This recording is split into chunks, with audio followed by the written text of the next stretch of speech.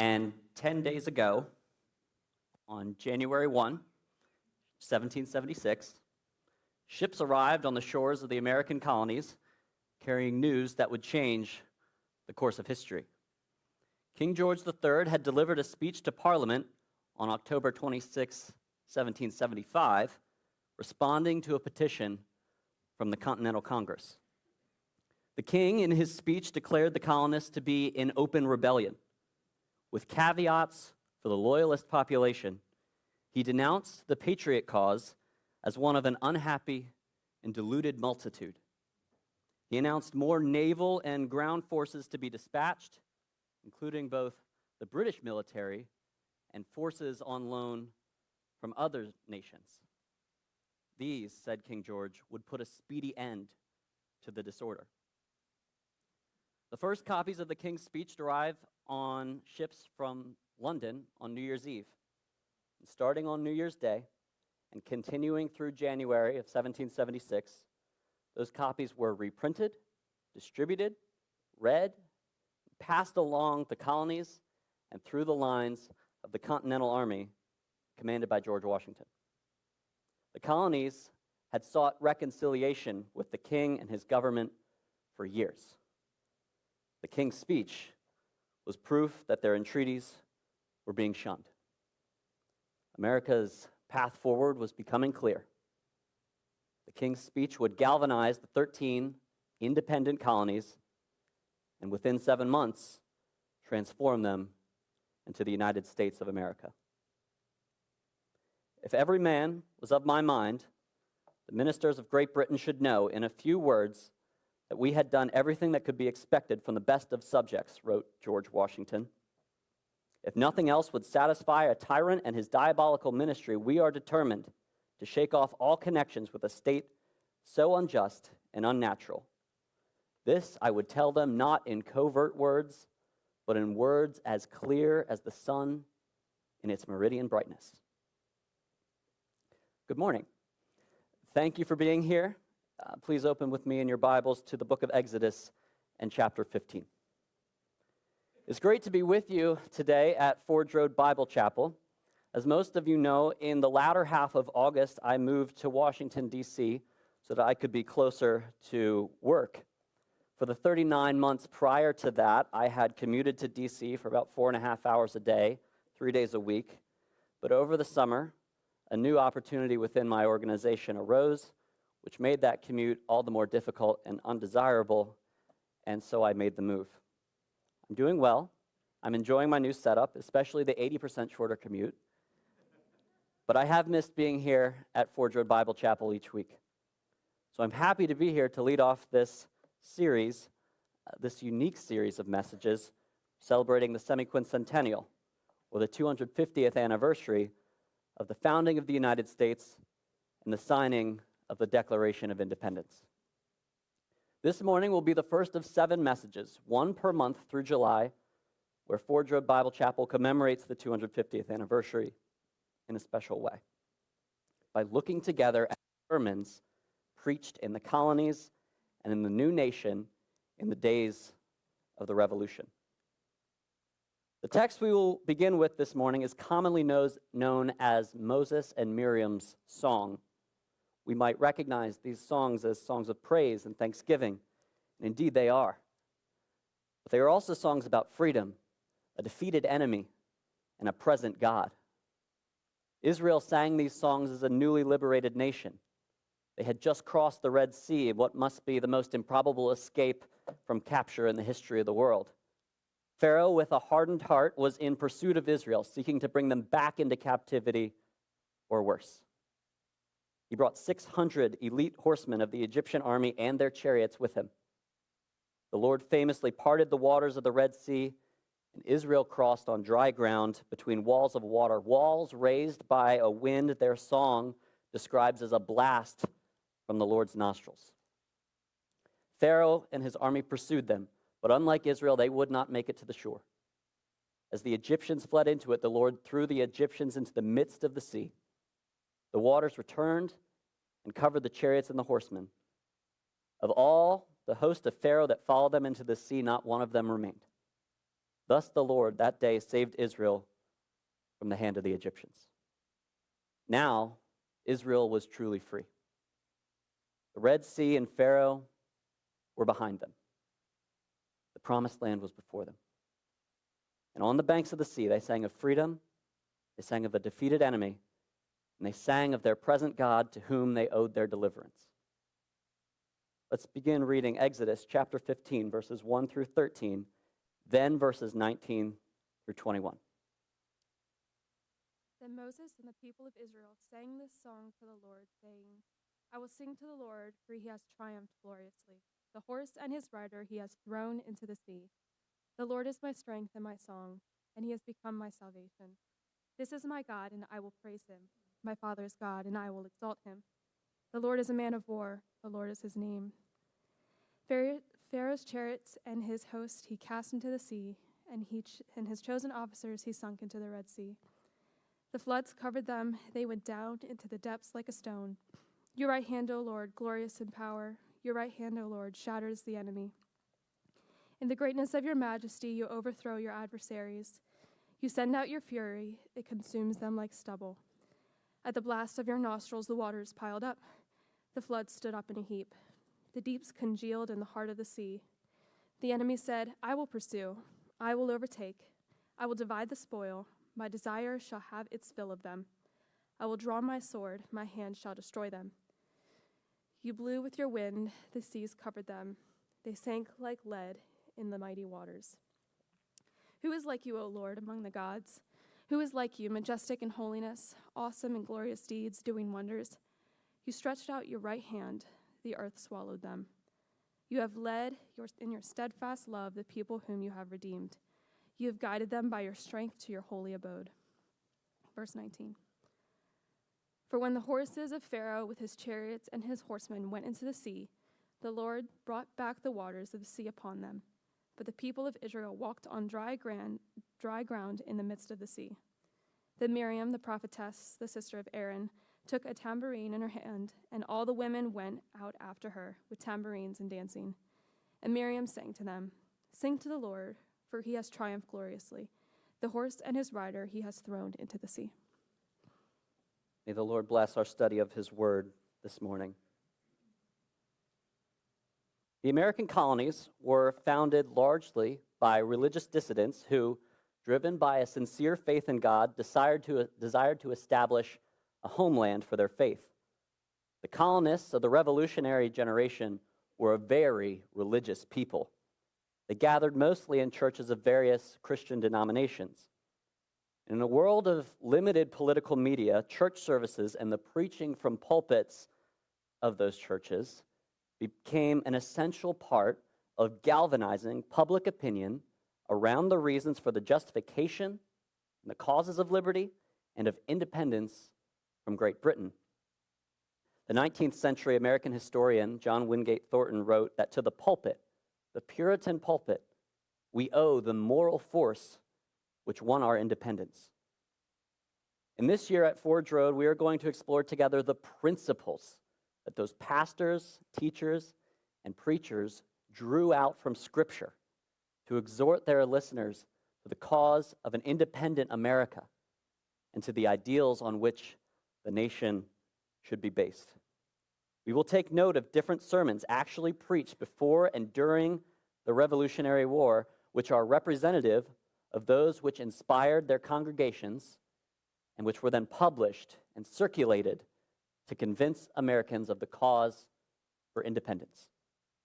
We will culminate our series on July 5th, 2026, focusing on the words that were inscribed on the Liberty Bell, specifically to proclaim liberty throughout the land. Now, in saying this, we understand that America is not some land especially chosen and favored by God. Americans are not a chosen people holding a unique relationship with the Lord. We are also conscious that much of the revolutionary generation and many of its pastors still clung to old ideas that brought injustice upon many. But that generation did find in Scripture great encouragement and even commands unto those principles which are at the foundation of our nation. In this series, we will hear their voices proclaiming the blessings of liberty, the condemnation of tyrannical government, the denial of the divine right of kings, the equality of all men before God, the wisdom needed in good government, and the persistent diligence required for any people who desire to live as is pleasing to the Lord. And again, we will hear their call for Americans to repent, to thoroughly amend our ways and doings, and to turn to the Lord, and by doing so, seek to make a society formed around the precepts of Scripture. These pastors are now long forgotten, their names and their words largely unknown in America today. Our goal in this series is to review together the scriptural texts that they found so inspiring, to consider them as instruction and admonition to ourselves, and to thereby both celebrate their contribution to our independence and be renewed ourselves by the words of Scripture. Now, today we are inundated with news media.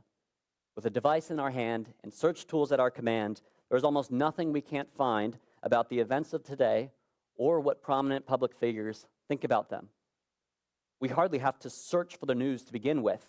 Most of us surround ourselves with devices that bring news to us. Phone notifications flash and smartwatches vibrate with notifications from your favorite newspaper whenever something of consequence has happened in politics, finance, sports, entertainment, you name it. There's a subscription for it, and there's an app so you can always be in the know. You can be anywhere in the world now and still be within the reach of your local news outlet. There's no such thing as limits to a local paper's delivery radius, and there's no need to wait for a kid on a bicycle to throw the headlines onto your front porch. Not only can you read the news, you can comment on it, and the comments of prominent people sometimes become news unto themselves. This was not the case in colonial America, which had a very different relationship with the news. Many times the front pages carried a story that wasn't news at all. It was old. It took 67 days for King George's speech to arrive on the shores of America. By our standards, that is an eternity.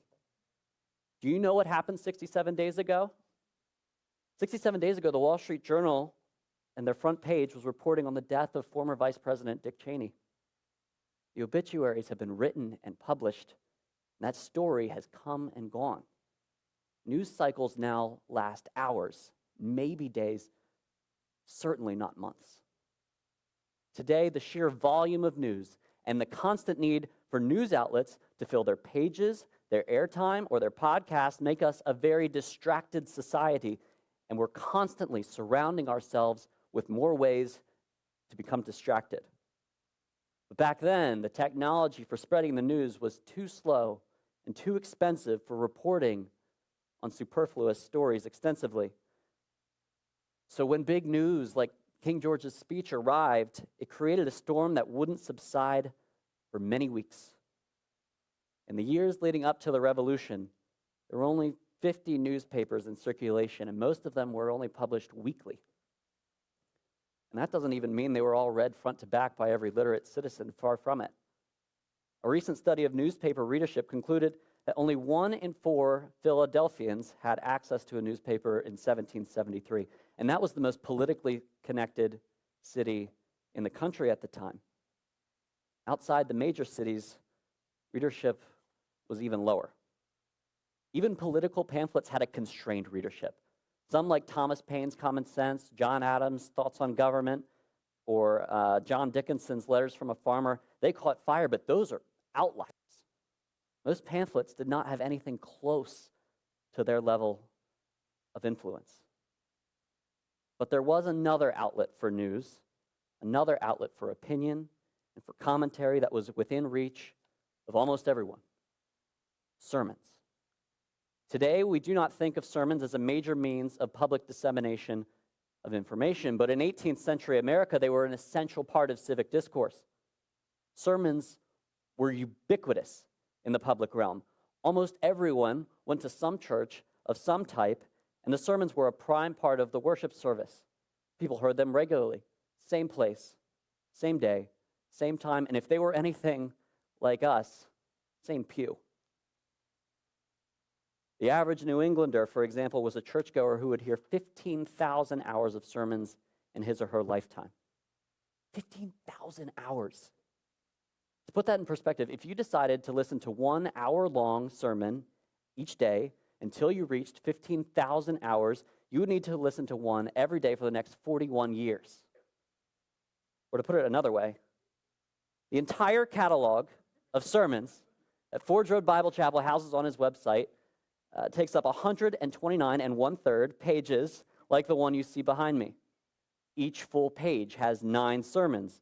And if we assume that everyone followed Tom's instructions and there's an average of 40 minutes per sermon, that's just 776 hours of content. Listen to that almost 20 times, and congratulations, you've listened to as much sermon material as we expect the average New England colonist to have consumed. Sermons of the colonial era were long, but because they were heard so often and by so many, their influence is undeniable. When those weekly newspapers had a slow week and they needed to fill their pages, they would turn to local pastors and reprint their recent sermons. Also, many of the sermons like the one we will discuss today would be turned into pamphlets and distributed to anywhere that had hands to open them. It was through sermons, as much as any other form of media, that the revolutionary cause was debated and advanced. Not all Christian denominations were rife with enthusiasm for the revolutionary cause, to be clear. The Anglicans, for example, were predominantly loyalist. Congregationalists, by contrast, thoroughly in favor of independence from the beginning. Our focus will not be on these denominational or political conflicts in this series. It is enough to know that they were present. For our purposes, it is important to know that pastoral words were highly concentrated in colonial water and that history credits their influence on the revolution. Our goal today and in the messages that follow is to find spiritual encouragement in the same scriptural passages that spurred a nation to action and strengthened their resolve 250 years ago. For this initial study, our group has chosen a sermon delivered on December 18th, 1777 by Pastor David Avery, in which he preached from the text we read earlier, Exodus 15. Avery was a chaplain in Washington's Continental Army. He was educated at Yale and at Dartmouth. And after the battles at Lexington and Concord, he bade his congregation farewell, mustered 20 men, and marched himself to Boston to enlist in the chaplain corps at age 29. He was one of 218 known chaplains to have served in that corps during the Revolutionary War. He remained in the corps for 5 years, preaching to the soldiers in his duty as a chaplain, but also serving as a medic. He appears to have been everywhere. Name a famous Revolutionary War battle, and he was likely there. He fought at Bunker Hill. He crossed the Delaware on Christmas morning, 1776, in the Trenton Campaign, and at the pivotal battle at Saratoga in 1777. It was written that George Washington saw in Avery the embodiment of all those qualities he wished in a chaplain: intrepid and fearless in battle, unwearied in his attentions to the sick and wounded, not only nursing them with care, but faithful to their souls as though they were members of his own parish, with a love for his country so strong that it became a passion, cheerful under privations and ready for any hardship, never losing in the turmoil of the camp that warm and glowing piety which characterizes the devoted minister of God. The sermon we will discuss today was delivered a year and a half after the Declaration of Independence. But victory in the war for independence, a permanent independence, remained uncertain. But it had just taken a major step forward in the Battle of Saratoga. The Americans had forced the surrender of an entire British army and thought victory was imminent. They could not have been more wrong.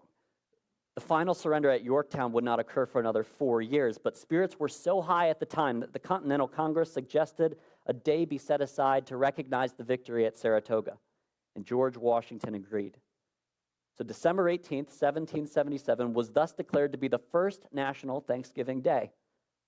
And to commemorate the day, Avery preached from a song of thanks and deliverance by a people, sung by a people who had just been made free. His immediate audience was the soldiers of Washington's army, but beyond them, the populace of a new nation. He opened his Bible to Exodus chapter 15 and preached a sermon he entitled, "The Lord is to be praised for the triumphs of his power."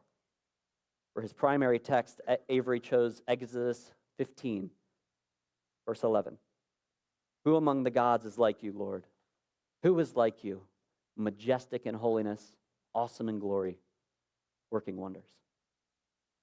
For Avery, the celebration at the Red Sea was an inspiration to his countrymen to do the same. Moses had sung, "Your right hand, Lord, was majestic in power. Your right hand, Lord, shattered the enemy." And so Avery drew the parallel to his own times. I hope you will be able to see there was a propriety in choosing this passage of Scripture as the ground for our present entertainment. Not only have I chosen this text because the history with which it stands connected bears some resemblance to our Lord's appearing for our help, but especially as it very naturally leads to the nature of religious praise. Now, I really like this line. First, because it refers to a sermon as our present entertainment, but also because it draws us into the same celebration that Moses and Miriam had that day long ago. Avery made his audience one with those redeemed of Israel who had just crossed the Red Sea, who had seen the Lord's power and might displayed before them. And to quote the sermon itself, "The Lord's redeemed beheld with wonder and astonishment and humbly adored those awful displays of divine majesty. Overwhelmed with a view of his indescribable glory, they, in rapture, exclaimed, 'Who is like thee unto thee, O Lord, among the gods?'" "The agency of God is visible in all his works," said Avery, "and it appeareth in nothing more powerful and glorious than in overcoming great opposition. He raised up Pharaoh for this very purpose, that in him his power might be known, and that his name might be declared throughout the earth." To Avery, who had seen the British beaten at Saratoga and the Hessians defeated at Trenton, the victory of the Americans, indeed the survival of America, was likewise the overcoming of great opposition. With the greatest military power in the world against them, he considered it simply a miracle. Over and over again, Avery extolled the grace and mercy of the Lord over the Continental Army during the war. He noted with amazement that at this day, after 3 expensive military campaigns, the British have not the command of an inch of territory in all these states that does not owe its protection to their navy. Who could have imagined such success to our arms? There is nothing too hard for the great, the mighty God, the Lord of hosts. And he wanted to celebrate and to sing right alongside Moses and Miriam. Now today, none of us live under the oppression of a foreign power. Washington's small, scrappy army has grown into the greatest military power the world has ever seen. We do not fear enslavement by another people. Still, it is not hard to draw the spiritual application of Exodus 15 to our own lives. For we, in Jesus Christ, have been freed from a tyrant far worse than King George or Pharaoh. We have been freed from a threat far greater than the British Navy or the Egyptian chariots. We have been freed from a burden far greater than arbitrary taxes or bricks to be made without straw. We have all been born into slavery to sin. We have all served it as our master. And in Jesus Christ, we have all been made free. In John chapter 8, Jesus is teaching in the temple, and his words are raising a dispute. Jesus said of himself that he is the light of the world, and that whoever follows him shall not walk in darkness. He spoke of his Father in heaven. He spoke of his coming death and how he would die. And we read that as he spoke these words, many believed him. Then Jesus said to those Jews who believed him, "If you abide in my word, you are my disciples indeed, and you shall know the truth, and the truth shall make you free." They answered him, "We are Abraham's descendants and have never been in bondage to anyone. How can you say you will be made free?" Jesus answered them, "Most assuredly I say to you, whoever commits sin is a slave of sin. And a slave does not abide in the house forever, but a son abides forever. Therefore, if the Son makes you free, you shall be free indeed." The scriptures portray our lives before faith in Christ as one lived in bondage. Paul in Romans 6 says that we were slaves of sin, yet now having obeyed and believed the gospel, we have been delivered and made free from sin. The speaker in Hebrews said that all who live have been subject to the bondage of sin and death, but through Jesus Christ, the power that held us has been destroyed, and we are released from our previous slavery. This slavery and bondage is far more sinister and dangerous than any that held Israel in Egypt. For Israel knew of its bondage, and they groaned under it and cried out, and their cry came up to God. Of this bondage of sin, we were not even aware until the light of the gospel came into our lives. When Jesus talked about knowing the truth, and the truth will make you free, his listeners objected that they were not in bondage to anyone, a strange statement for those living under Roman occupation. They had no clue of his meaning. So Jesus spelled it out for them and for us. Whoever commits sin is a slave of sin, and such a bondage requires a greater deliverer than Moses. Our deliverer is the Son of God himself. Our Passover, his own death. Our Red Sea, his own resurrection. Our promised land is his own glorious home above. If David Avery celebrated Saratoga, if Moses and Miriam celebrated the Red Sea, then how much more should we celebrate and daily celebrate our victory, our deliverance, our freedom? For if the Son makes us free, then truly we are free. Free indeed, and free forevermore. David Avery is today unknown to most Americans, the mere footnote of historians. After the war, he returned to pastoring churches and also to missionary service to Native Americans in New York. He died in 1818 at the age of 72. What I found most inspiring about his sermon, his Thanksgiving sermon, was not so much his look back over the triumphs of the war, but his vision forward for what America could become. At the beginning of our discussion, I put up this verse from Exodus 29. "I will dwell among the people of Israel and will be their God, and they shall know that I am the Lord their God, who brought them out of the land of Egypt, that I might dwell among them. I am the Lord their God." This verse tells us why God delivered Israel and why he saved them at the Red Sea. He did it so that he would dwell among them and that they would know him. He did it not just to get them out of Egypt, but to get them into their own land. The crossing of the Red Sea was not just the end of bondage, it was the beginning of freedom. It directs our thoughts not backwards, but forwards. And in his sermon, David Avery spent much of his time reviewing the triumphs of the past years. But then he turned to the years to come. He knew that there was another battle for our nation to fight. One not of military might, but of spiritual right. Not one of sword and musket, but one of the heart. He longed to see an America where, in his words that day, the oppressed will flee hither from all quarters of the globe, find here a blessed asylum from the power of tyrants, and enjoy in full the rights of humanity and the liberty of conscience.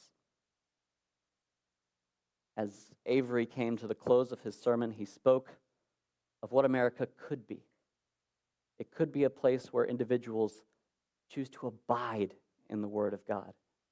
It could be a place where God abides in the hearts of those who love him and have dedicated their lives to him. It could be a place where men and women wake up every day in full knowledge of the truth, knowing that the truth has set them free, redeemed, and adopted. It could be a place where his righteousness fills the land. America is not Israel, and Americans are not a chosen people or a covenant people of God. But today, I am inspired, and perhaps you too will also be inspired by his words. So I'm going to close today with an extended quote directly from this sermon on the challenges that would remain even after the war was won, and what this nation that those soldiers forged and fought for could become. Should pure and heavenly love pervade through all these states, quicken our hearts, and unite us in the glorious interest of the Redeemer's kingdom? Should we love our neighbor as ourselves? Should we love our enemy and forgive them? Should we do to all men as we would have them do to us? Should deceit and guile depart from our streets? Should we break every yoke and let the oppressed go free? Should we break off our sin by righteousness and our iniquities by showing mercy to the poor? Should we thoroughly amend our ways and doings? Finally, should we, by repentance and faith, flee to the blood of Jesus to cleanse our polluted land from its manifold transgressions? Then America will become Emmanuel's land, a mountain of holiness, a habitation of righteousness. The Lord's spiritual empire of love, joy, and peace will flourish gloriously in this Western world. God will be our God, our sun, and our shield. The Lord will give grace and glory, and no good thing will he withhold from us. And the light of truth shall break forth as the morning, and the glory of the Lord and our spiritual health shall break forth speedily, and the glory of the Lord shall be our reward. Then shall we call, and the Lord shall answer, and we shall cry, and he shall say, Here I am. Would that it would be so. Thank you for listening to me today. I will pray, and then we will sing one last song. Lord, I stand here with so much thankfulness for the freedom we have in your Son. Help us to abide in you and your word, that your light might shine through us. Thank you for this series, and I pray for the men who will be participating in it this year. May your name be glorified through all of it. In your name, amen.